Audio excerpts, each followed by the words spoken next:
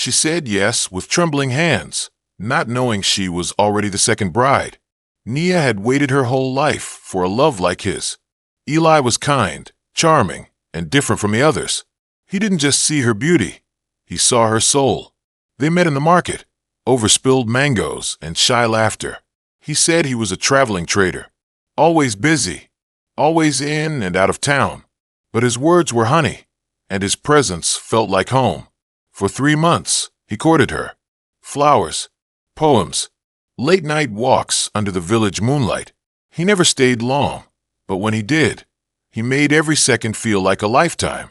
Then, under the old baobab tree, he knelt and asked, "Will you be my wife?" Nia's heart exploded. The world stood still. "Yes," she whispered, barely able to breathe.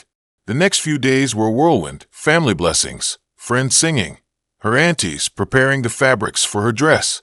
It was to be a simple ceremony, just like she always dreamed. But Eli said one thing that sat strange in her heart. "No guests from my side. My people live far, and my work keeps me moving." She didn't question it. Love is about trust, right? But on the morning of the wedding, while she was getting her hair braided with golden beads, a stranger arrived at her aunt's house. A woman with tired eyes and 2 children clinging to her skirt. "I'm looking for my husband," the woman said. "His name is Eli." Everyone froze. Nia's braid unraveled in her hands. Her aunt dropped the head wrap she was folding. "I think there's a mistake," Nia managed to say. The woman pulled out a photo. Eli, smiling, holding a baby. "I followed his scent. He left again last week. Said he was doing business in this village." The world tilted beneath Nia's feet. Her heartbeat roared in her ears. By the time the elders tracked him down at the local guest house, Eli had already vanished. No note, no goodbye, just a groom's attire folded neatly on the bed. The ceremony never happened, but Nia did not cry.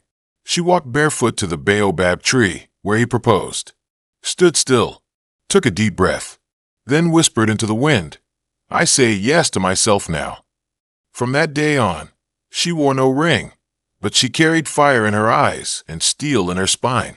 The village never stopped talking, not because she was broken, but because she rose. And Eli, he was never seen again. But some say liars never outrun the truth. They just run into the next woman's storm.